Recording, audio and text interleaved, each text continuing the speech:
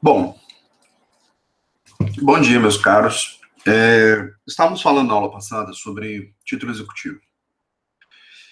Falamos que o título executivo é a condição necessária, né, suficiente para a instauração de um processo de execução. Nós vimos que o título precisa ser líquido, certo e exigível, né, deve ser então dotado de liquidez, exigibilidade e certeza, né, que são os atributos do título executivo. E nós falamos também sobre os títulos executivos judiciais, né? Estão lá no artigo 515 do Código de Processo Civil. Pois bem, então, nós fizemos essa primeira análise, né, dos títulos judiciais, né, e então vamos dar prosseguimento aqui, então, à nossa análise. Vamos falar, então, sobre os títulos extrajudiciais. Falando dos judiciais, então vamos falar dos extrajudiciais. Os extrajudiciais estão previstos no artigo 784 do Código de Processo Civil, tá? Então, eu pus aqui primeiro inciso, né, a primeira hipótese, é bastante interessante. Ela versa sobre o 784, sobre os títulos de crédito. Títulos de crédito. Então, os títulos de crédito são os primeiros, né, títulos extrajudiciais. Só que antes de eu falar sobre isso, eu tenho algumas questões preliminares aqui, eu trouxe até entendimentos jurisprudenciais, né? Nós já vimos lá na aula de princípios, né, no exercício sine lege, então, que o título, ele tem que estar previsto como título executivo, com eficácia executiva, isso tem que estar previsto em lei, né? Então, eu até comentei lá naquele momento, mas vamos ressaltar aqui novamente, que nem o juiz e nem as partes podem criar título ou se valer de títulos atípicos, né? Ou seja, que não estejam previstos em lei. Então, esse poder de criação de título executivo, isso é vedado no sistema. Então, você tem que se amoldar aquilo que já vem previsto numa hipótese legal, tá? Então, e também você não pode, né, se for escolhido pelo legislador, você não pode negar a eficácia executiva. Então, também um outro ponto muito interessante com relação a isso, né?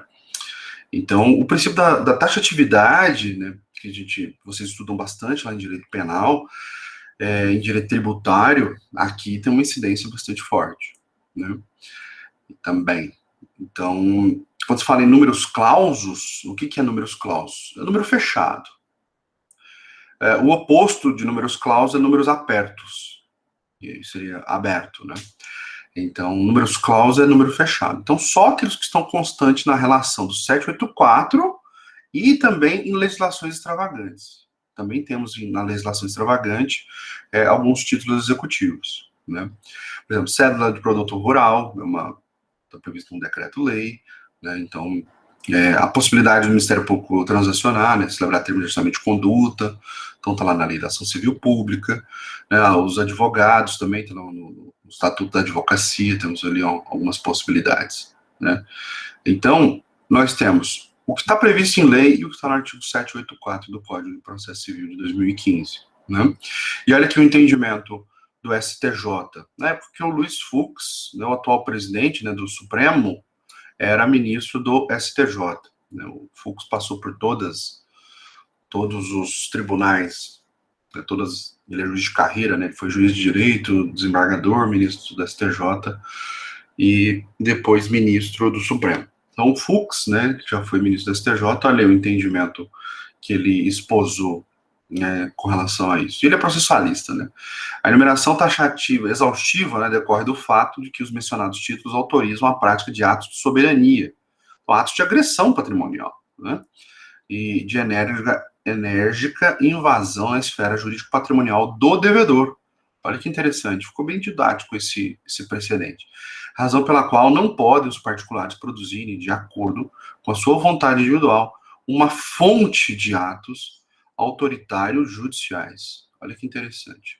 Eu até disse para vocês, lá nas primeiras aulas, né, que a execução é chamada de execução forçada, justamente porque, caso o devedor não queira proceder ao adimplemento, não queira cooperar, então o Estado vai avocar, né, subrogar na vontade do credor, que até o momento em que o credor não provoca o judiciário, o interesse é só do credor. A partir do momento que o credor propõe uma ação de execução, o interesse passa a ser do judiciário, a uma subrogação, né, se chama. Ou seja, o Estado se substitui na vontade do credor e passa a ser de interesse do Estado.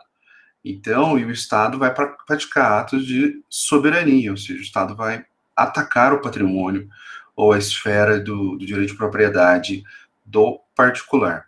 Então, é bem interessante essa constatação, né? Então, por isso que, para que você tenha esse tipo de autorização para fazer a agressão patrimonial na esfera do devedor, então tem que estar previsto taxativamente em lei, né? Então, olha que interessante esse precedente do STJ. Tem outro ainda, não podem as partes convencionarem a respeito, só o que está previsto em lei. Então, eu traduzi aqui, né? Então, a ideia, né? Então, somente a lei pode prescrever quais são os títulos executivos e nada mais, né? E vão fixar também algumas características para que você exerça, né, essa sua pretensão executiva. Eu até trouxe aqui a primeira hipótese, né? Então, e tem um caso aqui muito interessante do cheque. O cheque, como integra o rol dos títulos de crédito, né, ele tem algumas peculiaridades muito interessantes. Ele tem um prazo de emissão, né, para se proceder ao desconto, né, daquele cheque. Então, e porque ele é um cheque é uma ordem de pagamento à vista, né? Então ele é emitido contra um banco. Então, na fé ali de que o emitente possui, né, a provisão de fundos, né, junto ao banco sacado, né? Então, o cheque, então, com ordem de pagamento, né, então, ele tem ali um prazo para você, quando o cheque é emitido, ele tem um prazo de 30 dias, se for de mesma praça, para você apresentar o cheque, ou de 60 dias, se for de praças diferentes. Por exemplo, eu emiti um cheque de Uberaba para ser descontado em Uberaba. Mesma praça, então 30 dias. A apresentação, se for de praças diferentes, né, então a apresentação desse cheque vai ser um prazo de 60 dias. Então, eu emiti um cheque lá em Ribeirão Preto, sendo que minha conta aqui é de Uberaba. Então, são praças diferentes, são 60 dias. E a partir da fluência desse prazo, começa o prazo da prescrição do cheque. Então, e esses 30 ou 60 dias, então, é para dar início à fluência do prazo prescricional. E que é de 6 meses. 6 meses. Então, quando fala que o cheque tem prazo de prescrição da eficácia executiva de 6 meses, é a partir desses 30 ou 60 dias. Então, passou esse prazo, o cheque perde eficácia executiva. Você não pode propor a ação de execução, né?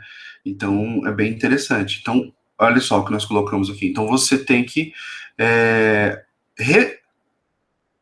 respeitar as características essenciais ou peculiares daquele título que tem eficácia executiva. Então, esse exemplo do cheque eu acho que é muito interessante, porque ele tem alguns prazos, né, que você precisa obedecer. Então, e a fluência desse prazo, 6 meses, que é a da eficácia executiva, a partir então, de 30 dias, se for a mesma praça, ou 60 dias, se for praças diferentes. Então, você tem que tomar cuidado com isso. Passou esses 6 meses, o cheque deixa de ter eficácia executiva. Ele não tem mais eficácia executiva. Então, esse é um ponto de amarração extremamente interessante, que você tem que obedecer. Eu vou perder a oportunidade de cobrar? Não, você vai poder entrar com uma ação de cobrança, né, ou ação monitória. Nós vamos falar sobre isso mais para frente. Eu não sei se vocês têm interesse, né, mas eu estava fazendo uma preparação, como eu estou devendo uma aula para vocês, eu estou pensando às vezes em gravar uma aula para a gente falar das principais características desses títulos de crédito, né? Eu precisaria de pelo menos uma aula para falar, por exemplo, sobre letra de câmbio, nota promissória, duplicata, que pressupõe que vocês já estudaram, né, em direito empresarial, mas nem sempre dá tempo, né, do professor falar sobre isso. E aqui no processo de execução, esses detalhes, por exemplo, sobre letra de câmbio, detalhes sobre nota promissória, duplicata, eles são relevantes para você propor uma ação de execução. Então, tem, por exemplo, o endosso, né? O endosso, ele gera a corresponsabilização do endossante. Nós temos a questão do aceite, né? O aceite na letra de câmbio, ele é uma figura muito importante. Então, e falar também, né, dos títulos, vocês relembrarem, né, por exemplo, o princípio da cartularidade, o princípio da literalidade, autonomia, abstração, que são alguns princípios próprios aqui, né, dos títulos de crédito, né, e eu acho que também, estudando o título de crédito, eu acho que uma questão que é muito interessante, que pelo menos para mim, me ajuda muito a mentalizar os títulos de crédito, é você falar das classificações. As classificações, geralmente, elas são meio que perfumaria, né, em estudo de qualquer matéria jurídica, né, mas eu achei muito curioso que, em títulos de crédito, me ajudou a mentalizar os títulos de crédito, só de falar de classificação. Né, então, não sei, né, cada um tem uma forma de estudar, né. Então, por exemplo, a figura do endosso, né, que o endosso é um ato, né, previsto no título de crédito, pelo qual o credor, né, desse título, ele transmite o direito. No valor ali constante do título, né, ele transfere para uma outra pessoa. Então, esse ato de transferência, né, a gente chama tecnicamente de endosso. Né? Então, há uma transferência de titularidade e torna o endossante corresponsável. E aí? E se no título de crédito teve um endosso? Então, você vai ter que propor a ação de execução contra o endossante também, né? E não apenas contra o emitente do título. Então, se gera uma corresponsabilidade, né? Então, é bem interessante esse tipo de perspectiva, né? Mas eu precisaria de tempo para explicar. Tempo. Eu vou só te mostrar, eu vou parar de compartilhar isso aqui, eu vou te compartilhar o material que eu preparei para explicar isso. Só para falar de títulos de crédito e a sua correlação com a execução, são 16 slides. Então, eu precisaria de uma aula inteira, só para falar disso. E como eu estou devendo uma aula para vocês, olha só, coloquei meio fora de títulos de crédito. Compartilhou aí? Estou compartilhando, né? Beleza. Olha só, o que eu preparei aqui. Então, a gente fala aqui da classificação, quanto ao modelo, a letra ficou um pouco pequena aqui, né? Então, essa primeira classificação aqui é também interessante, quanto ao modelo. Então, tem a outra quanto à sua estrutura, então ela pode ser uma ordem de pagamento ou promessa de pagamento. Com relação às hipóteses de emissão, ele pode ser um título causal, título não causal. Isso afeta aqui também, né, a execução, né, o respeito à questão da causalidade. A forma de circulação, né, o título pode ser ao portador, pode ser nominal, ou a título nominativo. Então, esses são alguns pontos, né, a questão do endosso, aqui, ó, só a parte de endosso, né, ficou um slide aqui bastante grande, né, um esquema aqui que eu preparei. Deu um trabalho danado fazer isso aqui. Então, essa classificação de endosso pode ser endosso mandato, calção, isso também vai afetar, né? Então, endosso mandato, por exemplo, não vai ter pouca utilidade, né? A questão do aval, o aval também, ele também é relevante, ele gera também uma corresponsabilização, né, no âmbito da execução. Então, esse é um ponto, meus caros, que eu gostaria de ter, aproveitando aqui, né, que nós temos essas aulas online, eu tenho prerrogativas de gravar algum ponto que não dê tempo da gente analisar, eu queria fazer isso, eu queria gravar essa aula e disponibilizar para vocês terem uma visão mais completa, bem mais completa. Porque geralmente o professor fala o seguinte, gente, títulos de crédito são, todos eles, é muito cômodo, né? Ele chega e fala, títulos de crédito são títulos executivos. Você está diante de um título executivo, ok. Agora, e a prática disso? Se eu estou diante do endosso em branco ou endosso em preto? Pô, não lembro mais o que é isso, né? Qual que é a diferença entre endosso e aval? né? Então, aval e fiança. Qual a repercussão disso? A letra de câmbio, tem aqui o sacador, sacado, tomador, beneficiário, né? Então, tem umas questões aqui peculiares, é o aceite, a figura do aceite, né? Então, é bastante interessante, né? Então, se vocês concordarem, né, eu gravo aqui uma aula para gente sobre isso e fazendo, obviamente, sempre a correlação com o processo de execução. Vocês, quando forem atuarem na prática, vocês vão se deparar, a imensa maioria das execuções é título de crédito. E você tendo o domínio de título de crédito e a sua correlação com a execução vai facilitar demais a sua vida. Acredite em mim. Advogado, eu tenho já 18 anos que eu estou na labuta, né? Então, e 13 anos como professor. Então, eu já vejo mais de forma panorâmica o que deveria ser, né? Bom, eu vou gravar essa aula, então, e vou disponibilizar depois para vocês. Eu vou fazer, então, a explicação de cada qual, o que é letra de câmbio, nota promissória. É meio que uma interface entre execução com empresarial, né? É, então, vamos fazer isso. Então, algumas questões ali que são pouco faladas também entre os professores de títulos de crédito é que nós temos algumas outras modalidades de títulos de crédito que são também igualmente relevantes, né? Uma delas é a debenture, né? A debenture. A debenture, ela é um título de crédito que só pode ser emitido pela sociedade anônima. Só a sociedade anônima que pode emitir a debenture. Então, com promessa de pagamento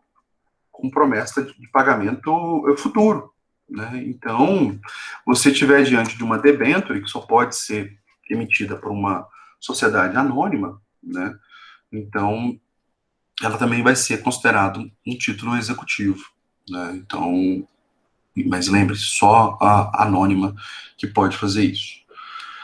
E os outros títulos também que nós temos, né? Cédula de crédito rural, cédula de crédito industrial, estão previstos em outras leis, né? O decreto-lei 167, decreto-lei 413, então tem eficácia, tem força de lei, né? São decretos-lei, mas que tem força de lei, que na época da Constituição de 67, Constituição de 69, né? As constituições anteriores a 1988. As medidas provisórias não se chamavam medidas provisórias, se chamavam decretos-lei. Né? A possibilidade, então, do executivo emitir ato normativo com força de lei. Então, a cédula de crédito rural é muito comum aqui em Uberaba, aqui na nossa região. Então, em promessa de pagamento futuro, né, de safra, né, de saca de soja, por exemplo, saca de milho. Então, eles emitem uma cédula de crédito rural e com promessa de pagamento futuro, né? Então, é bem interessante, é bem utilizado, né, essa cédula de crédito rural, né? E o próprio CPC também abriu a possibilidade agora de título de crédito pela via eletrônica também, né? Tem uma regulamentação própria, né? Mas aí que tá, você tem que estar diante, então, de um título desses, qualquer desses títulos. Então, pode ser no formato físico ou no formato eletrônico, também admite. Sendo o formato físico, né, você vai ter que apresentar os originais, senão fica muito simples, né? Fica muito fácil você apresentar uma cópia de um cheque. Quantas cópias admitem? Quantas a sua máquina de impressora, de Xerox admitir, né? Então, uma forma de conferir segurança jurídica, temos que, temos que fazer com que o devedor tenha a prerrogativa de exigir que o credor apresente os originais, né? Os originais. Até porque uma das formas de transmissão, né, do cheque, a transmissão dos títulos de crédito, é justamente com a entrega, né? A entrega do título, né? Então, quando se fala ali em princípio da cartularidade, né? Então, a ideia é de que o título está representado num documento, né? Então, o crédito ele é materializado num documento, o título.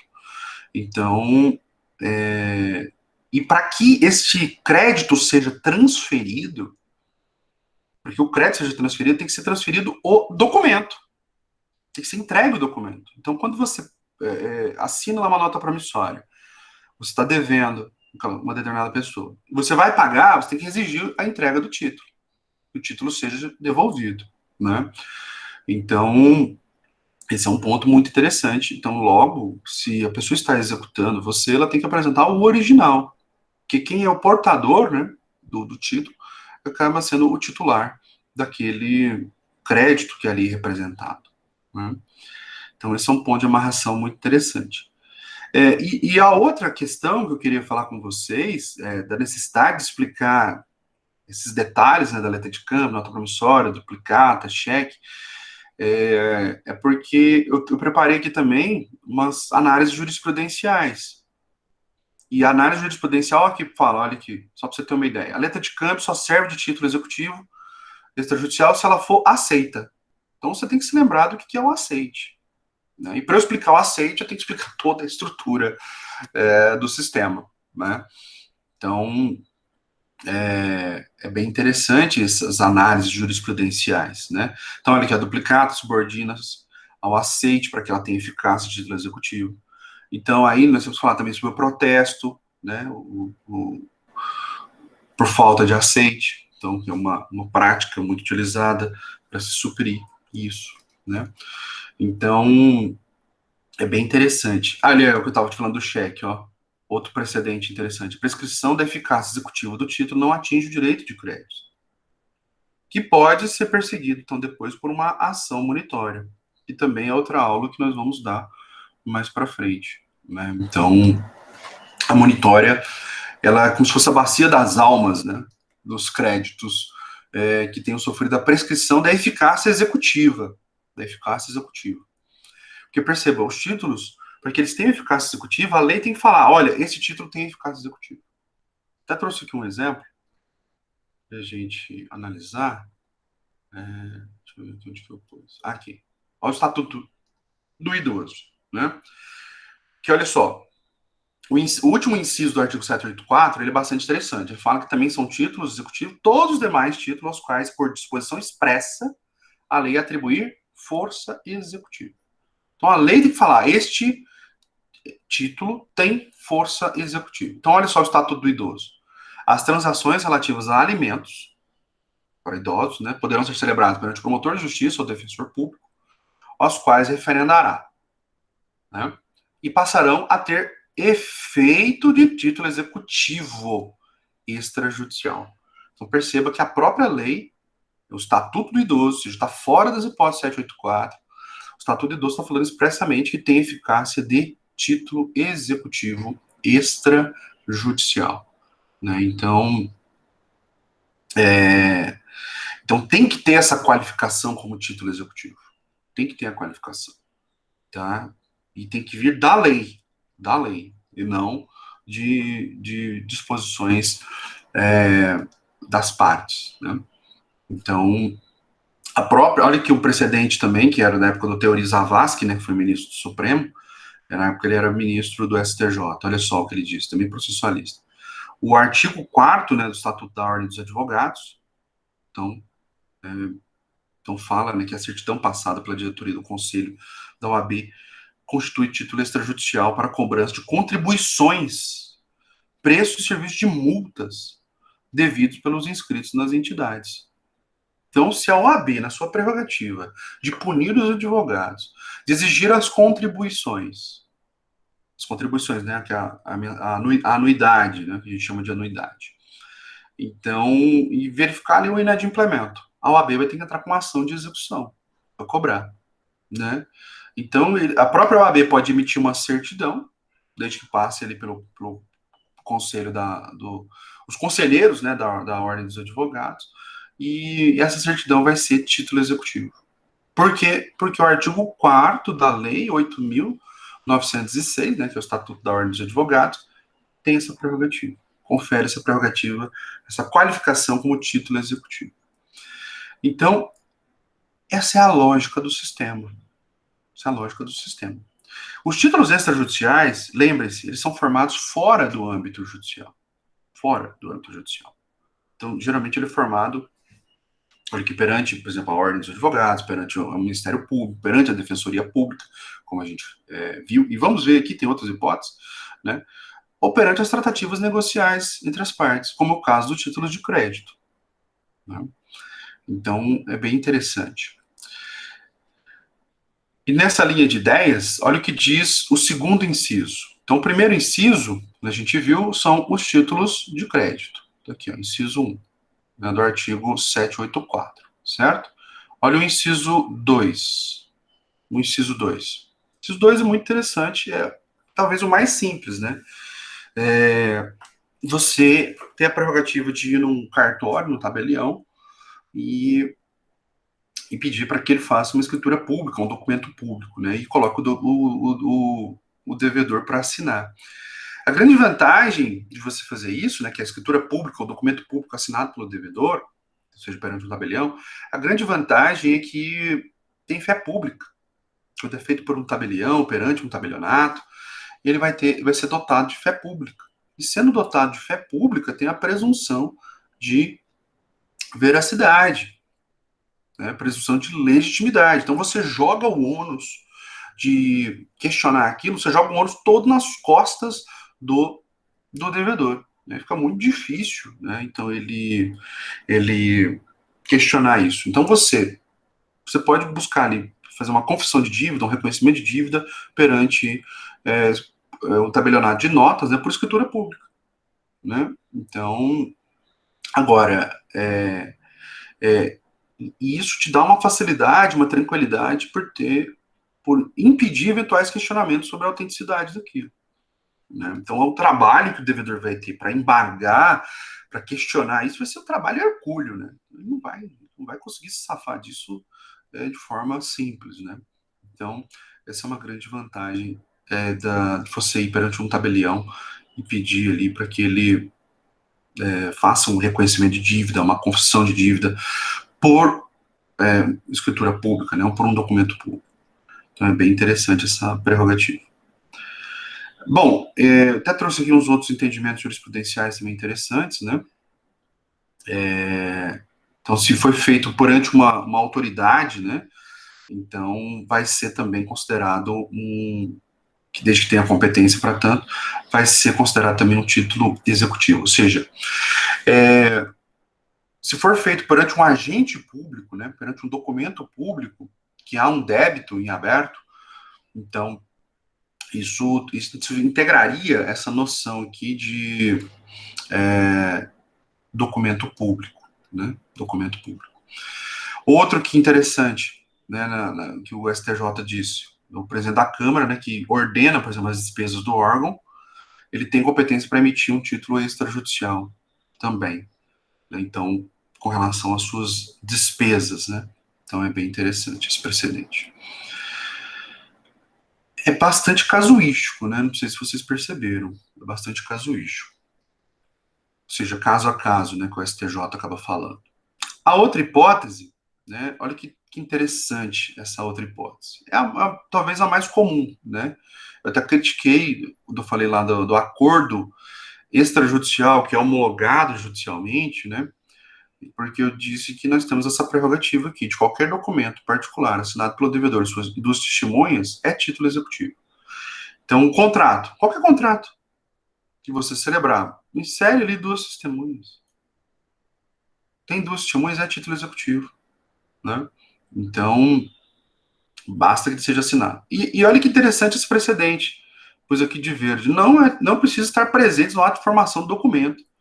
Eu acho esse precedente do STJ extremamente equivocado, porque ele dá margem à manipulação, dá margem até mesmo à fraude, né? Então, às vezes o cara fala, não assinou, não tinha testemunha, então não vai ter eficácia executiva. Aí, de repente, aparece uma execução, duas testemunhas lá que o cara colocou no dia do protocolo, né, no dia da protocolização da ação. Ou seja, fez depois, um momento posterior.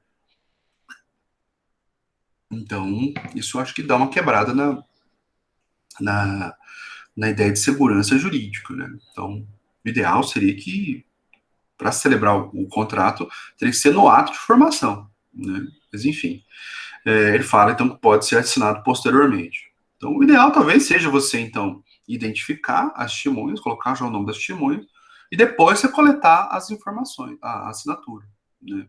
Então, é interessante. Mas me parece um pouco contraditório com esse outro precedente que é mais recente. Olha, a falta de alguma das testemunhas ou a sua incapacidade não invalida o contrato. Ou seja, se a testemunha foi incapaz, é, ou estiver faltando, o documento é válido. Só não vai ter eficácia executiva. Não sei, eu tenho dúvidas se isso daqui vai ser compatível com esse outro precedente. Se esses precedentes são compatíveis entre si. Né? Me parece. Porque se o cara ele pode colocar depois as testemunhas, então ele troca, né? Ele troca. Então, se verificar que a testemunha é incapaz, ó, vai tirar a eficácia executiva. Não, põe outra.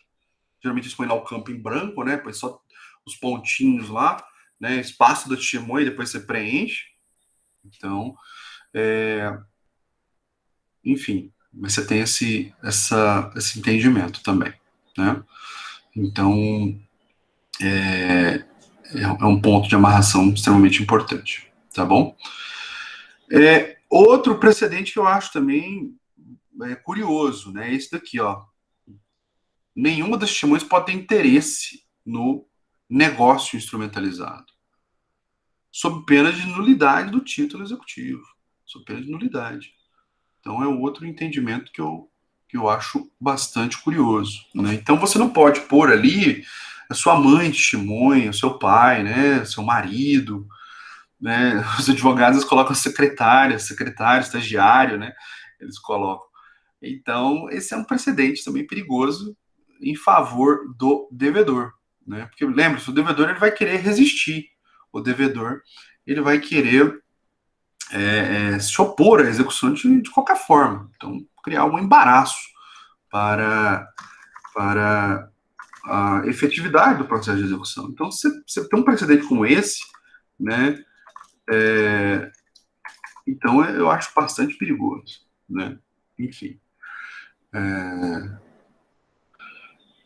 Então, o STJ tem alguns entendimentos que às vezes são bastante problemáticos na prática, tá? Mas mentaliza a ideia que o documento, então, particular, né, assinado por dois testemunhas, isso daqui que é o título executivo, conforme o inciso terceiro. Bom, e o inciso quarto é bastante interessante. Até nós já vimos lá, estava falando aqui do Estatuto do Idoso, qualquer instrumento de transação que tenha sido assinado, né, referendado, por membro do MP, por membro da Defensoria Pública, mesmo da Advocacia Pública, por exemplo, procurador do município, procurador do Estado, advogado da União, né, ou dos advogados dos transatores, ou seja, de quem está fazendo a transação, o acordo extrajudicial, né? Então, nós estamos fazendo um acordo extrajudicial. Tem a assinatura do advogado, do credor, tem a assinatura do advogado do devedor, então, desde que tenha uma procuração também para isso, né, caso eles façam sozinho, né? Então, às vezes, os advogados transatores querem fazer a transação eles próprios, entre de advogado para advogado, sem a figura dos seus clientes, então eles têm que ter procuração para isso, procuração específica, tá? Para transacional. Então, a assinatura dos advogados de cada qual também vai conferir eficácia executiva a este acordo ali por eles assinado. Tá? Meio óbvio, né? Mas no Brasil o óbvio precisa ser dito. E é bastante interessante também que a partir do Código de 2015, né, nós também tivemos a criação da Lei de Conciliação, o Código de 2015 é a Lei 13.105, né, que entrou em vigor no dia 18 de março, né, fez 5 anos agora, dia 18 de março. E logo em seguida veio a Lei 13.140, e essa Lei 13.140 criou também a Lei da Mediação. E é bastante interessante que eles introjetaram no Código de Processo Civil essa nova figura do mediador, do conciliador. Então, um novo sujeito processual, um novo ator, né, no âmbito processual, que é a figura do mediador e do conciliador. E permite no Código de Processo Civil que façam acordos, o tribunal faça acordos, por exemplo, com as universidades, né, com os núcleos de prática jurídica, para que façam conciliações, né, ou mediações nas universidades, ou seja, fora do ambiente forense. Então é bem interessante essa prerrogativa. Eu lembro quando eu era coordenador de uma universidade aqui de Uberaba, eu fui coordenador de curso, e nós fizemos um acordo com o tribunal de Justiça de Minas para fazer as transações lá no núcleo de prática jurídica, né? Então, e estava acontecendo lá. Estava acontecendo lá. Então, aí habilitamos ali dois professores para fazer o curso, né? Tem que fazer um curso próprio de conciliação e mediação, vinculado ao tribunal. Depois eles emitem um certificado, faz o credenciamento daqueles professores, por exemplo, como mediadores, né? Autorizados pelo tribunal. Então, e os acordos que são feitos, então, perante, na universidade, no núcleo de prática jurídica, junto com os alunos e o professor credenciado, então, vai ter eficácia executiva em caso de inadimplemento. Então, é bem interessante essa abertura, né? Nós estamos passando por um momento de desjudicialização da execução, ou seja, já era para até estar em vigor essa grande reforma, que ia ser muito impactante. Acho que a pandemia deu uma freada, né? Que é um movimento de desjudicialização, de transferência de todos os atos executivos para os cartórios extrajudiciais, né? Especialmente de protesto e de notas. Vamos ver que modelo que o Congresso vai adotar. Ou se vai criar uma figura nova, né, de um oficial de justiça extrajudicial, alguma coisa assim. Vamos ver. Então, isso aí é extremamente impactante. A outra, que é bastante impactante, mas que está indo um pouco lenta, mas que está produzindo resultados, é essa figura das conciliações e mediações. Que é a ideia de introjetar a capacidade de que as próprias partes possam criar soluções jurídicas para os seus problemas e tentar desafogar o judiciário. A ideia de não transferir para o judiciário a solução dos problemas, porque as partes mesmas solucionem os seus conflitos de interesse. Então, e esse movimento, né, de aparelhar o judiciário com conciliadores, mediadores, aparelhar as universidades, né, então, também com essa proposta de mediação e de conciliação, então isso também é extremamente relevante, né, isso ajuda o judiciário, ajuda a desafogar, né, então, cada conciliação, mediação que é feita extrajudicialmente, é uma ação de conhecimento a menos no judiciário. É claro, né, que pode ser que não haja o adimplemento, né, daquele acordo, e aí tem que ir para uma execução. Aí, como ainda temos um modelo de execução judicial ainda, eu quero dizer, ou seja, todas as execuções têm que passar pelo judiciário, nós não temos modelo de execução fora do judiciário, não temos ainda. Então, por isso que eu te falei que tem essa grande reforma que está por vir aí, e depois, se tiver interesse em pesquisar, chama desjudicialização da execução. Tá? É muito interessante. É um belo tema de TCC, às vezes, se tiver interesse, é um belo tema. Se quiser fugir, né, os alunos são bastante pobres, né, com relação a temas de TCC. Ou eles vão falar sobre direito de família, ou eles vão falar sobre penal, né.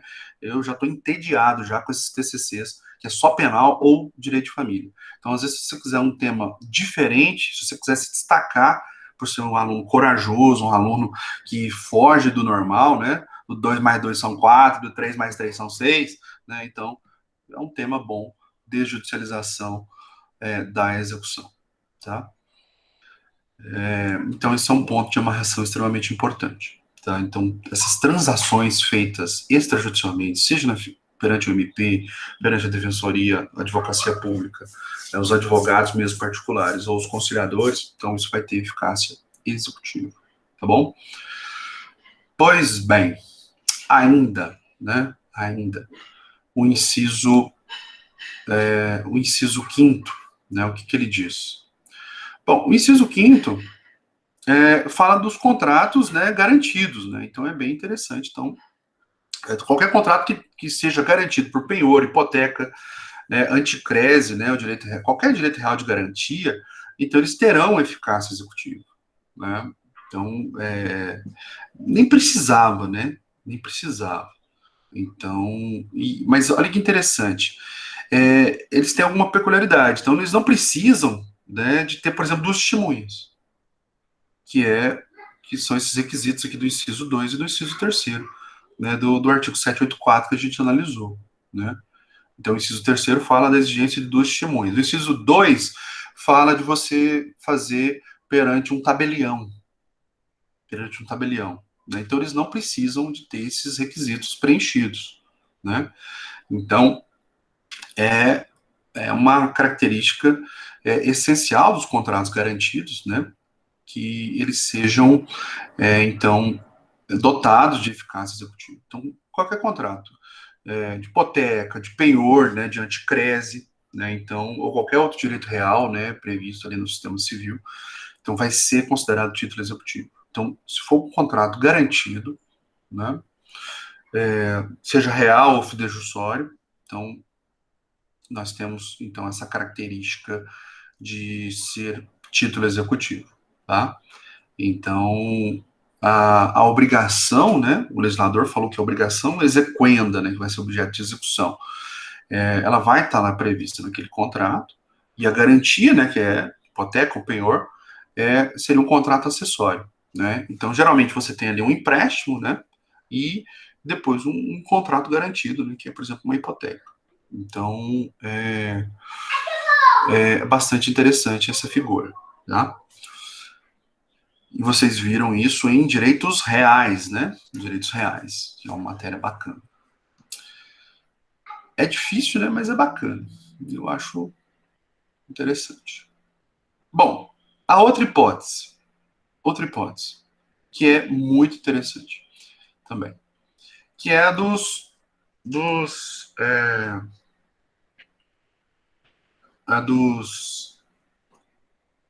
seguro de vida. Então, perceba, aqui o legislador, ele acabou por especificar. A gente sabe que os contratos, acabamos de falar de contratos garantidos, são títulos executivos. Contrato assinado por duas testemunhas, né, título executivo. Mas o legislador ele acabou sendo preciosista, né, e acabou por demarcar o âmbito de atuação de alguns contratos específicos, né. Então, eles colocaram aqui também os contratos de seguro de vida, né, que é considerado o título executivo. Então, o que retrata, né, esse seguro de vida é a apólice, né, ou também conhecido como um bilhete seguro. Então, às vezes é uma apólice ou um bilhete seguro, isso que você vai estar documentado. Então, é esse que vai ser o título, bem na verdade, né? E também você não precisa ter esse contrato de seguro de vida registrado, né, perante, ou formalizado perante um tabelião, não precisa, muito menos ter duas testemunhas, que é o inciso terceiro, né? Também não precisa, tá? Então, e é bem interessante, né? Qualquer documento, né? A legislação é bastante generosa aqui, né? Qualquer documento que comprove, né, que você tem direito ao pagamento do prêmio, né? O prêmio é quando ocorre a hipótese, né, de incidência, então isso já te autoriza a ser o credor daquela. E você é credor do quê? Do valor da apólice. Então, se era uma apólice de R$ 1 milhão, e aconteceu, né? A pessoa, o segurado, né, acabou por falecer, então você, como beneficiário, você vai fazer jus a esse valor o valor da apólice, né? Então é bastante interessante, tá? Então, até aqui essa questão da relativização, aqui tem esse precedente aqui do STJ também falando disso. Então, no caso aqui do precedente era de seguro de vida em grupo, né? Seguro de vida em grupo. Não tendo certificado, né? Então a execução foi proposta pelo segurado sem a juntada de um certificado. Mas a falta foi suprida com a apresentação do contrato de seguro e o recibo, né? Elaborado pela seguradora. Ia lá nesse recibo fazia uma remissão expressa à apólice e ao certificado em favor do autor. Então, não há qualquer dúvida acerca da existência desse contrato de seguro e logo é válida a execução. Então, olha que interessante. E olha o que a seguradora alegou, né? Você tem que começar a reparar no não dito, né? Então, se o precedente está dizendo isso, é porque a seguradora alegou essa barbaridade, né? Falou, olha, ele não tem apólice, ele não tem isso, não tem aquilo, então não vamos pagar, né? A seguradora adora essas coisas, né? Então, mas perceba, um detalhe aqui muito importante. Estamos falando de seguro de vida. E você sabe que nós temos vários tipos de seguro, né? Então, por exemplo, seguro de carro não entra aqui, não. Aí você teria que instrumentalizar isso por meio de um contrato assinado com duas testemunhas, que é o inciso terceiro, ou ir lá e formalizar perante um cartório, um tabelião. Né? Das duas, uma. Né? É claro que é muito mais fácil você colocar duas testemunhas, é isso que as seguradoras, né, de seguro de carro, né, de seguro de moto, acabam por fazer, né, instrumentalizar por meio de duas testemunhas. Às vezes algumas mais preciosistas, né, exigem ali autentificação, enfim, né, reconhecimento de firma, mas é desnecessário, tá? É desnecessário. Ok? Então, cuidado que se for demais tipos de seguro, né, então não entra aqui nessa hipótese de incidência, tá? Então, esse é um ponto de amarração importante. Então, o contrato de seguro de vida, cuja base de cálculo, então, vai ser o valor da apólice, é título executivo. Tá bom?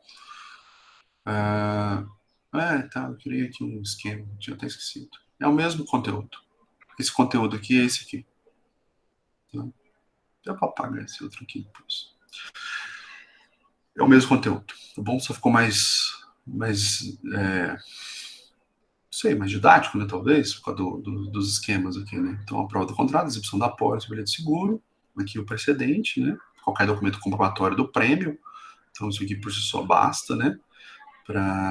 Então, e os demais tipos de seguro, acidentes pessoais, têm que obedecer o inciso segundo ou o inciso terceiro do CPC, tá? O contrato de seguro de vida, especificamente sobre seguro de vida, não exige tendo os testemunhos, ou seja, feito por tabelião, tá bom? É o mesmo conteúdo. Essa aqui é uma questão muito interessante, né?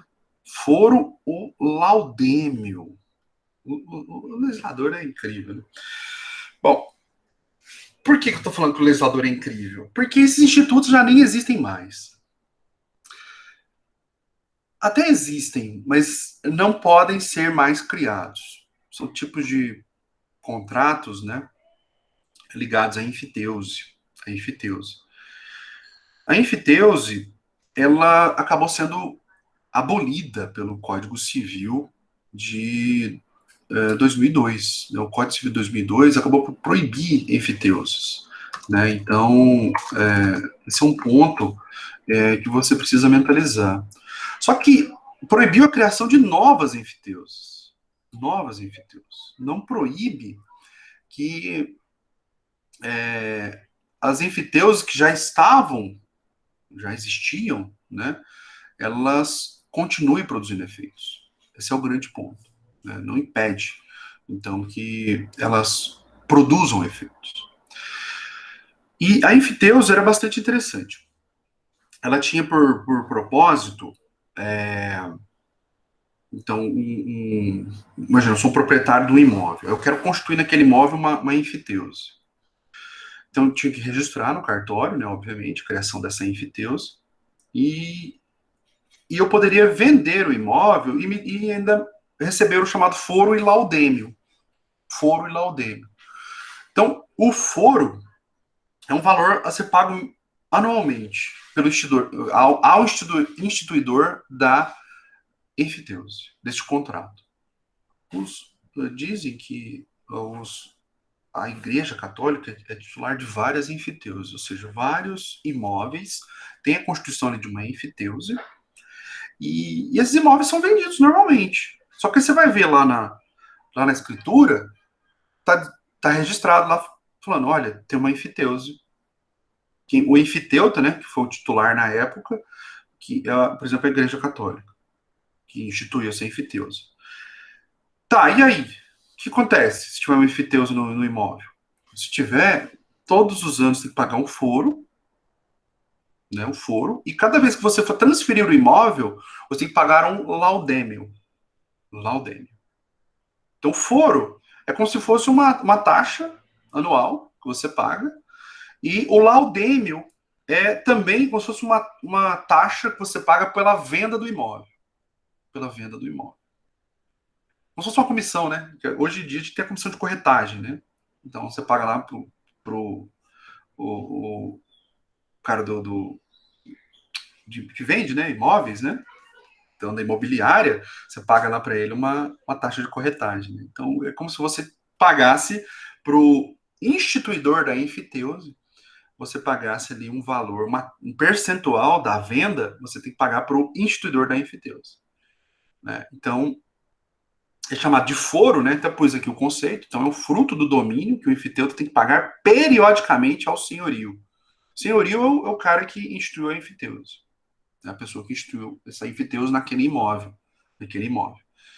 Então ele vende o imóvel para uma pessoa e aquela pessoa que comprou o imóvel vai ter que pagar anualmente uma taxa ao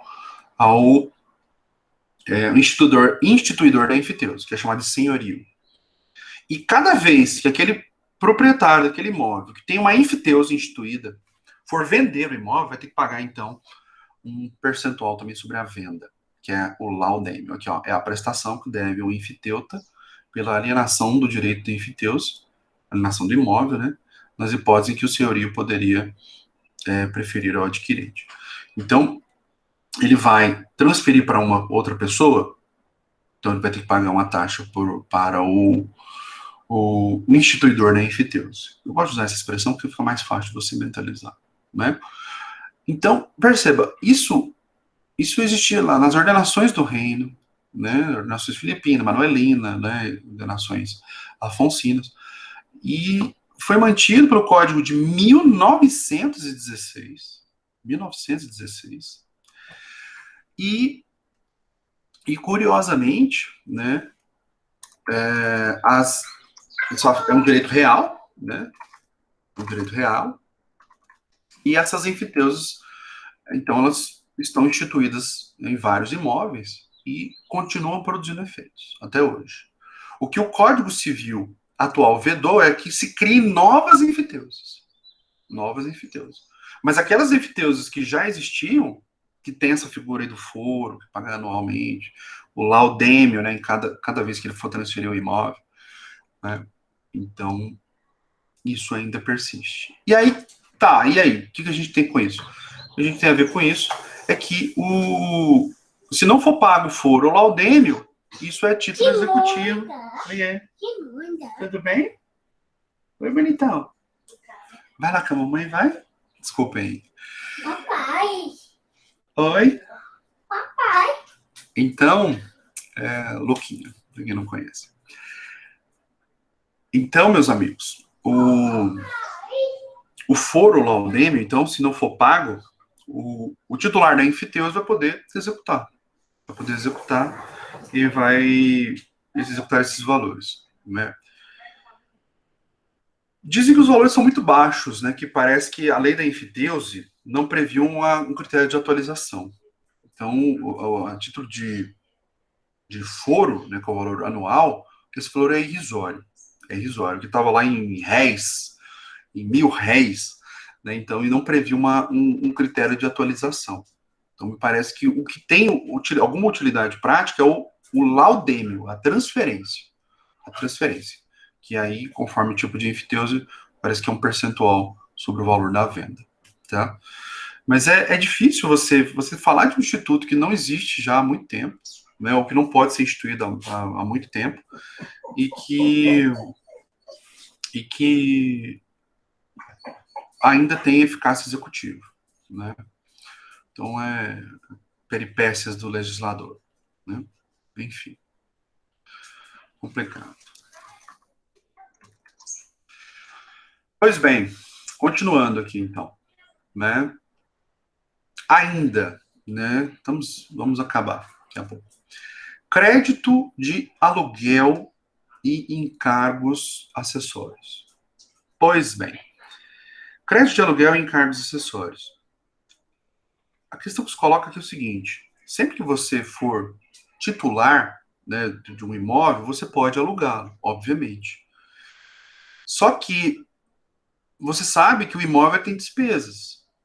Ele tem várias despesas. Então, nós temos despesas de água, luz, né, tributos, e essas despesas você pode transferir ao, ao locatário. Né? Só um minutinho que meu filho abriu aqui e minha cachorra acabou entrando e ela.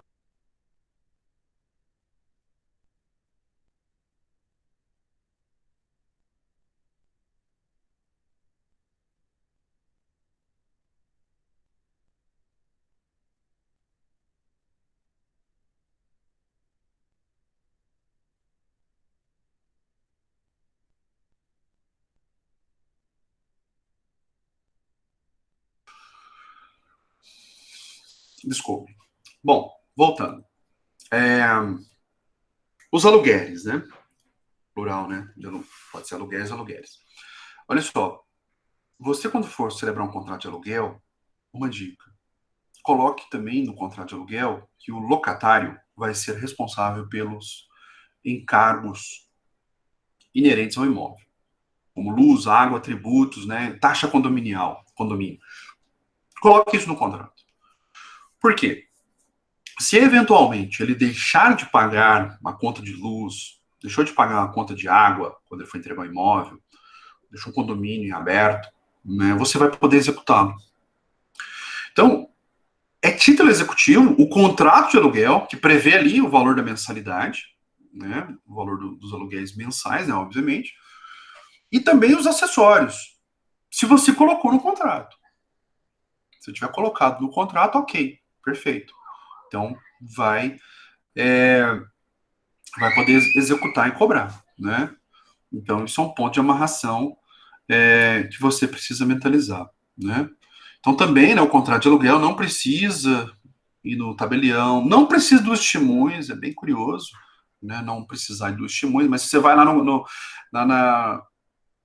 nessas papelarias, né, que tem um modelo prompto, né, ali que você só preenche, né, eles colocam ali as duas testemunhas. Então, basta, né, que tenha sido assinado, né, pelos contratantes, né, então, e isso por si só basta, né, segundo a STJ. E se você inserir ali, então, as despesas acessórias, então, esse contrato, ele vai ser, você vai poder executar todos esses encargos que você colocou ali, né? Então, esse é um ponto de amarração importante que você precisa mentalizar, tá? Essa dica aqui é valiosa, né? Se tiver pelo locatário, né? Então, tenta tirar isso daqui, porque se tirar isso aqui, depois não pode cobrar. Agora, se tiver pelo locador, né? Você que está locando, verifica se isso está aqui, está sendo cobrado, porque você pode imputar essas cobranças ao locatário, tá? É bem interessante. Bom, a próxima hipótese fala da certidão da dívida ativa. Certidão da dívida ativa. Bom, a certidão da dívida ativa é interessante, que você precisa mentalizar, que é o seguinte.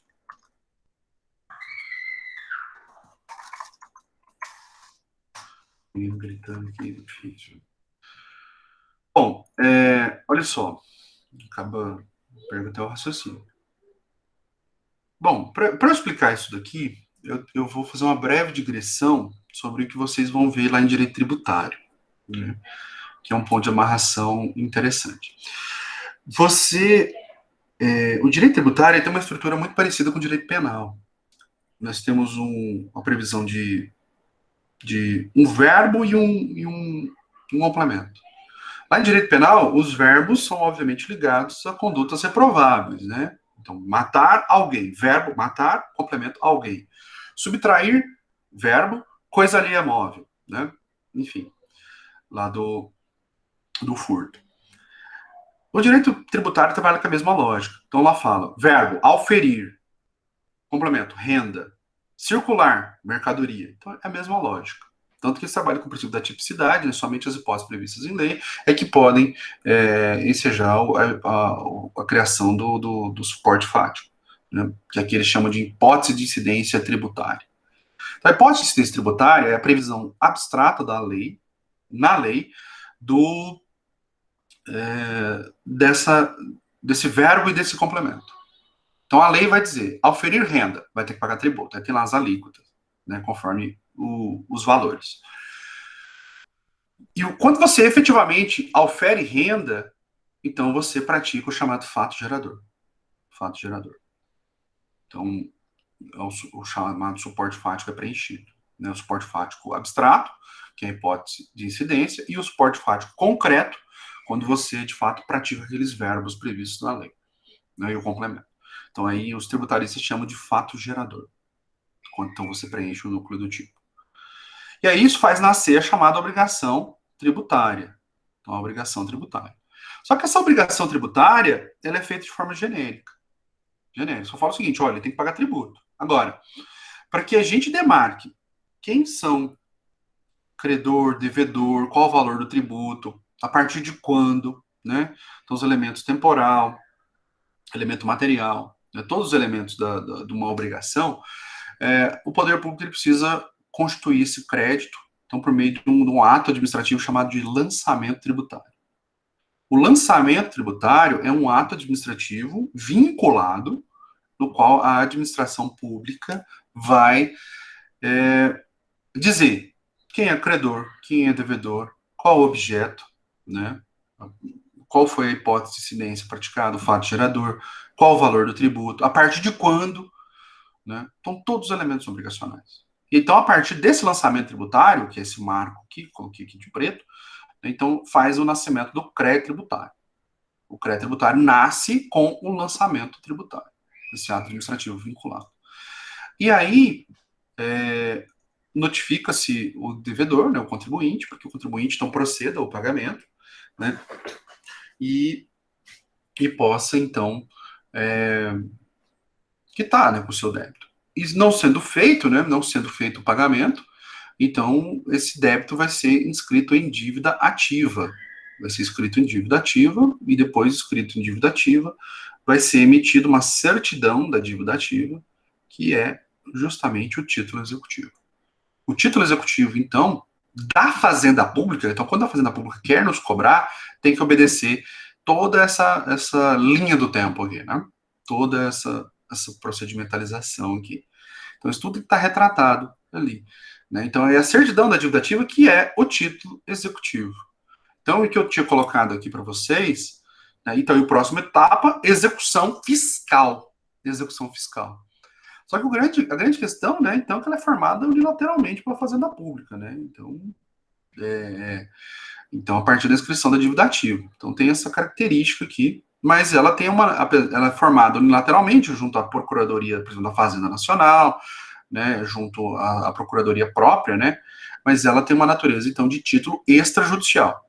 E vai embasar a execução fiscal. E nós vamos ter aula sobre execução fiscal. Então, quando eu for falar sobre execução fiscal, eu vou voltar nesse tema, né? Então, a petição inicial da execução fiscal, ela tem que vir aparelhada com a certidão da dívida ativa, né? Então, e você tem que se lembrar de toda essa linha do tempo aqui, tá? Eu estava falando lá dos títulos judiciais, né, da ação declaratória no direito tributário. A ação declaratória, geralmente, ela é proposta aqui, ó, antes do lançamento tributário. Antes do lançamento tributário, porque o lançamento tributário é um ato administrativo. Então, como o lançamento ainda não houve, você vai entrar com a ação declaratória, para questionar o nascimento da sua obrigação tributária. Agora, se o ato já foi praticado, o lançamento tributário já foi feito, então ele constituiu o crédito tributário, então lá já vai estar demarcado, já foi praticado um ato, falando, o credor é a Fazenda Pública, o devedor é você, contribuinte, você deve tanto, a partir de quando você deve, né? E o valor do tributo, né? Então, o ato já foi praticado. Aí, a partir do lançamento, você tem que propor a chamada ação anulatória. Anulatória. E se for mandado de segurança? Se for mandado de segurança, se for antes do lançamento tributário, mandado de segurança preventivo. Preventivo. Se for após o lançamento tributário, mandado de segurança repressivo. Repressivo. Tá? Então, é bem interessante. Lá em processo tributário, né, a gente usa essa linha do tempo aqui para explicar quando que é ação declaratória, quando que é ação anulatória, quando que é mandado de segurança preventivo, quando que é mandado de segurança repressivo. E como é um ato vinculado, o auditor, né, da Receita, ele vai ter que praticar esse ato, ele é obrigado a praticar esse ato, sob pena de responsabilização pessoal. Pessoal. Está lá no artigo 142 do Código Tributário Nacional, fala da ideia de responsabilização pessoal do auditor que não pratica o ato de lançamento, né? Então, é um ato vinculado. É vinculado. Não tem margem de escolha. O auditor fiscal ele não tem margem de escolha. Então, sempre quando o administrador público não tiver margem de escolha, a gente chama isso de ato vinculado. Ele tendo uma oportunidade tendo margem de escolha, então, conforme a oportunidade ou conveniência, a gente chama isso de ato discricionário. Discricionário. Né? Então, como eu disse, isso aqui é um ato vinculado, então ele vai ter que fazer o lançamento. Você sabendo, então, que ele vai ter que fazer o lançamento, e o tributo é ilegal, então cabe o mandado de segurança preventivo. Preventivo para impedir ele de proceder ao lançamento. Porque se ele fizer o lançamento, vai constituir o crédito tributário. E se você não pagar, eles vão escrever em dívida ativa. Escrevendo dívida ativa, eles vão pedir uma certidão falando de tudo isso, todos esses valores, toda essa linha do tempo, o que você fez, e vão te executar. E se eles vão te executar, vão agredir seu patrimônio, vão bloquear seus bens, vão penhorar suas contas. Vão. Eles fazem isso. Eles não têm dó, não. Vão te protestar. Né? Então, se for após o lançamento, se você for entrar com mandado de segurança, alegando que o delegado da Receita Federal, da Receita Estadual, está praticando uma autoridade coatora, você vai ter que, então, impetrar mandado de segurança repressivo, se for após o lançamento. Antes do lançamento, preventivo. Após o lançamento, repressivo. Tá? Então, é bem interessante. Eu não vou entrar com mandado de segurança porque eu não tenho a prova pré-constituída, né, que é a prova documental. Prova o direito líquido certo. Eu preciso, por exemplo, de uma perícia, eu vou precisar de outras provas. Então, tudo bem, então você vai ter que entrar com uma ação normal, uma ação ordinária, né, que a gente chama, né? Ação pelo procedimento comum. Então, vai ser declaratória, para você declarar que aquela relação tributária não existiu, para você declarar que aquele tributo é inconstitucional, né, ou ilegal. Então, se for antes do lançamento tributário, você vai entrar com ação declaratória. Se o lançamento tributário já aconteceu, então o ato administrativo já foi praticado. Então já constituiu o crédito tributário. Então aí você vai ter que anular esse ato. Buscar anular esse ato. Então aí você vai propor uma ação anulatória. Anulatória. Beleza? Como diz, processo tributário em 5 minutos. Esse esquema aqui facilita muito. Pois bem, continuando aqui ainda. Vamos acabar com esse trem. O CPC, né, de 2015, né? Então, ele disse que também as contribuições, né, do condomínio, né, todas aquelas despesas que forem aprovadas na convenção do condomínio, numa assembleia geral, né, então, nós aprovamos aqui uma despesa, né, extraordinária para construir uma nova portaria, né, lá no prédio onde eu morava, agora eu moro em casa, mas eu morava num prédio e estão querendo construir uma nova portaria, né. Então, se isso for aprovado na convenção de condomínio, né, as despesas ali vão ter que ser arcadas por todos. Por todos. E se não for pago, o síndico, que é o representante máximo, né, daquele condomínio, ele vai ter que propor a ação de execução. Tá? Então, aqui, né, isso aqui não existia no CPC anterior. Então, esse CPC fala que também as contribuições do condomínio, do edilício, estão também, se aprovadas, né, na convenção ou em Assembleia Geral, elas também são título executivo. Né, e vai ser oponível contra aquele que está, o segundo Marinoni, que ocupa o imóvel. Né? Então, aqui não importa se é proprietário, locatário, comodatário, né, aquele tipo de posse. Né? É claro que, geralmente, eles cobram do proprietário, é o mais lógico. Né? E você sabe, né, que acabamos de falar, né, o proprietário pode transferir essas despesas para o locatário. Então, aqui também é uma outra questão que você pode inserir ali no contrato. Nós falamos aqui, eu falei água, luz, multa, tributos. Também, eventuais despesas extraordinárias, você pode transferir para o locatário. É claro que aí talvez vai inviabilizar você locar o imóvel, né? Talvez vai te inviabilizar. Por isso que às vezes eles não colocam, né? Então, se não colocou no contrato de locação, essas despesas, então, aprovadas em convenção de condomínio, né, ou Assembleia Geral, essas despesas, então, devem ser arcadas pelo proprietário, tá bom? É a lógica. E para a gente terminar, quase, né? Porque ainda tem um outro aqui que fala das hipóteses de outros títulos executivos, né? Mas esse aqui é do CPC, do artigo, esse artigo que deu branco lá, o 784. 784. O último inciso fala da certidão de serventia notarial de registro. Bom, aqui é o seguinte. Eu não vejo muito sentido nisso também. É uma outra norma, para mim, totalmente sem sentido. Por quê? Presta atenção. Você vai lá no cartório de pessoas naturais. Fala o seguinte, eu quero uma certidão de nascimento, segunda via, do seu filho, da certidão de nascimento do seu filho. Ou não, eu quero uma nova certidão de casamento, completa. Cuidado, que tem a completa e simplificada. Você pede certidão de casamento, eles te dão a simplificada. E se for para você pedir financiamento, qualquer outra coisa, obtenção de naturalização, cidadania, tem que ser a completa. Então, se você for pedir certidão de casamento, pede a completa. E fala expressamente, eu quero completa. E certifica. Porque os cartórios, não raros, agem de má fé. Que sabe que tem essas duas modalidades, sabe que os bancos não aceitam a simplificada, sabe que para processo de naturalização, eles não aceitam simplificado. Aí você pega uma certidão de casamento, uma segunda via, eles te dão uma simplificada. Só para você gastar 2 vezes. E aí depois você chega lá, o banco, né, para pedir um financiamento da sua casa. Aí o banco falando assim, mas era completa. Essa simplificada não serve para nada para nós. Isso aqui nada é a mesma coisa. Aí você tem que voltar de novo e pedir outra certidão. Ou seja, você vai gastar 2 vezes. Cuidado, né? Cuidado. Isso aconteceu comigo. A minha esposa está obtendo a cidadania portuguesa, né? E eu fui lá no cartório e pedi a certidão, né, de casamento, segunda via. Que tem que ser nos últimos 90 dias, atualizada. E eles deram a simplificada. Aí depois nós mandamos lá, aí o consulado, né, de Portugal não aceita. Não, é completa. Tem que ser a certidão. Aí que a gente foi se atentar. Falou, mas o cartório tem que saber isso. O cartório tem que perguntar. Ah, o senhor quer certidão de casamento? Qual? A completa ou a simplificada?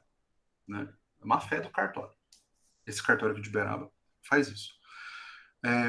Enfim, olha só. Tá, custa R$ 43 a certidão. R$ 43.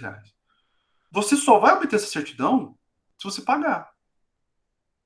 Não pagou? Eles não te dão a certidão. Você vai pedir autenticação de documento. Você vai pedir a reconhecimento de firma. Eles só te entregam o documento autenticado, reconhecido de firma, depois que você paga. Então, eu vejo pouca utilidade nesse dispositivo aqui. Que é o que nós estamos comentando. Né? O cartório não toma calote. Porque ele não te entrega a certidão de registro, disso, daquilo, outro. Eles não te entregam se você não pagou antes. Então, mas, às vezes, alguns cartórios fazem algumas regalias para, por exemplo, grandes empresas ou grandes escritórios de advocacia que têm um volume de serviço maior. Então, por exemplo, os cartórios de nota, né, os tabelionatos de nota, eles admitem, em alguns casos, né, na confiança, que você pague mensalmente. Por exemplo, seu escritório de advocacia, ou o escritório que você trabalha, ou a empresa que você trabalha, faz muitos reconhecimentos de firma, muitas autenticações. Não é? Então, eles admitem que, ao invés de você pagar por ato, você pague por mês. Aí chegou lá no fim do mês, deu tanto lá de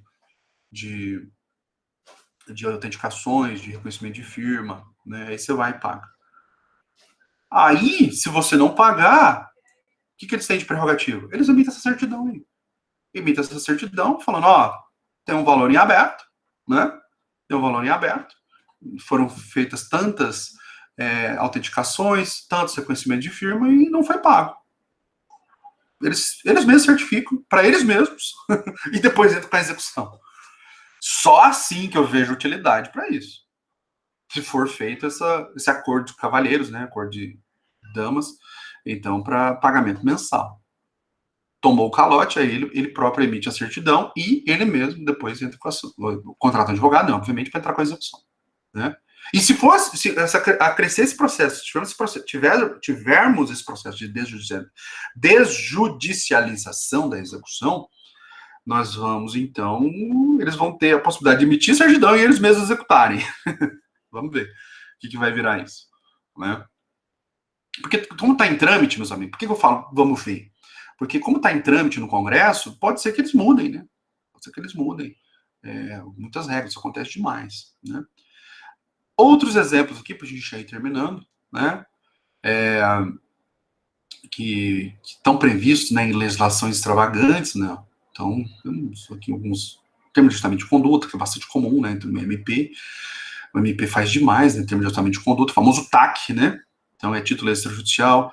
Contrato de honorários, então, celebre contrato de honorários com o seu cliente, né? Isso aqui está até repetido, nem precisaria. Compromisso de ajustamento de conduta e termo de ajustamento de conduta é a mesma coisa. Mesma coisa. A questão é que aqui, o termo de ajustamento de conduta é a nomenclatura que é usada pela Lei da Ação Civil Pública, que é essa aqui, a Lei 7347, Lei da Ação Civil Pública. Eles usam a expressão termo de ajustamento de conduta. Essa aqui é o Estatuto da Criança e Adolescente. Eles já usam a expressão compromisso de ajustamento de conduta. É a mesma coisa.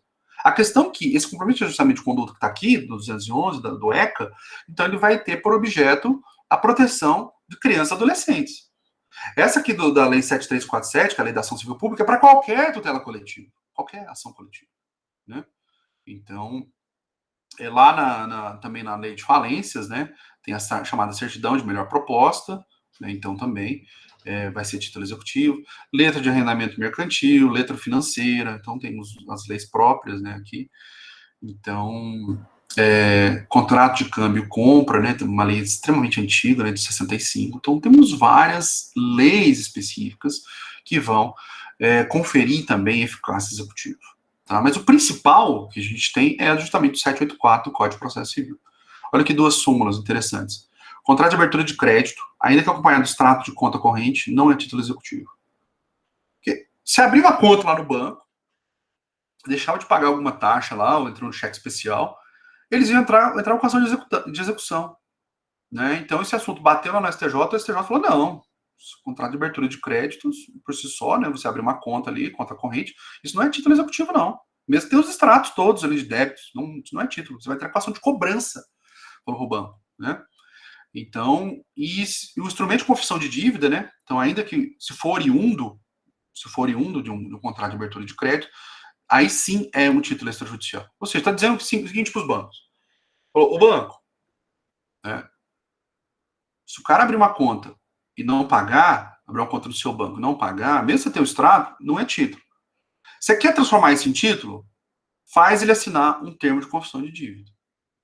Que aí o termo de confissão de dívida, isso sim é o título extrajudicial. Então, duas súmulas aqui importantes para quem for atuar na área bancária, né?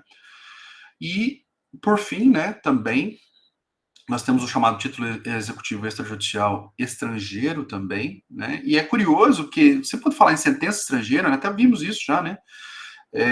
Lá precisa de homologação pelo STJ. No título executivo extrajudicial estrangeiro, não depende. Mas a questão da existência, validade, né, eficácia do título vai ser conforme a lei do local. Então ele vai ter que fazer a prova disso, né? Que houve a obediência, então, da agente capaz, objeto lícito, forma prevista em lei, né? Então, e teria que indicar esse título, então, o Brasil como lugar de cumprimento da obrigação, então, para que ele seja válido, Olha que interessante essa regra, né? É raro, né? Mas em contratos internacionais, talvez isso aqui seja bastante útil, tá bom? E aqui algumas questões ligadas à ação de execução, né? Então, se você vai propor uma ação, se você está diante de um débito, e você está aparelhado de um título executivo, extrajudicial, então você tem que propor a ação de execução. Né? Então, é bastante interessante essa regra, tá? E se você propondo a ação de execução, né, o que significa esse artigo aqui?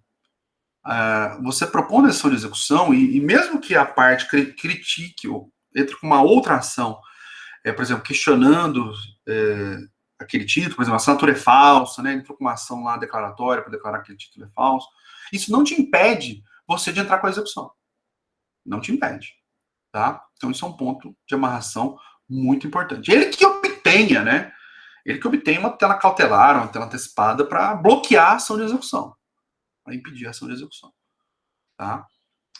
Mas nós vamos ver, por exemplo, que os embargos de execução, a ação de embargo de execução, que é uma ação em que se discute a execução, a validade da execução, então essa ação, ela não tem efeito suspensivo automático. O devedor, quando ele for embargar, e mesmo assim, quando ele for propor também uma outra ação, questionando aquele título executivo, ele precisa preencher os requisitos da tutela antecipada, da tutela cautelar, para alegar que o prosseguimento daquela execução vai causar um dano grave ou de separação e logo a execução precisa ser suspensa. Então, porque a regra é que, mesmo que se questione a validade do título, o título é falso, a assinatura não é verdadeira, alguma coisa, ou aquilo não é título, né? Então, Mesmo que isso seja questionado, isso não impede o prosseguimento da execução. Se você quiser que a execução seja impedida, você vai ter que pedir uma tela antecipada, uma tela cautelar, para pedir para o juiz bloquear o andamento, né, daquela execução, tá? Então, esse é um ponto de amarração importante. É isso que está dito aí, tá bom? Então era isso, meus amigos. Acabamos o título executivo. Acabamos. Os principais aspectos, né? Então eram esses. Aí eu vou, para ficar uma aula mais completa, né? Eu vou disponibilizar, então, depois sobre títulos de crédito, a relação entre títulos de crédito e execução. Eu vou gravar essa aula para vocês e disponibilizo, tá bom? Muito obrigado e por hoje era isso. Fique com Deus. Um abraço. Professor, Oi? Pois não. você vai disponibilizar esses slides? Eu tô mandando no grupo do Whats. Eu vou salvar agora e mando. Tá? Ah, tá bom então. Você Obrigada. tá no grupo também, dessa sala? É que me colocaram lá hoje. Ah, tá bom. Eu vou salvar agora, porque às vezes eu faço apontamentos no slide, né? Aí eu vou salvar e vou acrescer lá agora, tá bom? Certo, então. Obrigada, professor. Bom Eu dia. que, eu que agradeço. Bom dia. Bom dia, gente. Obrigado.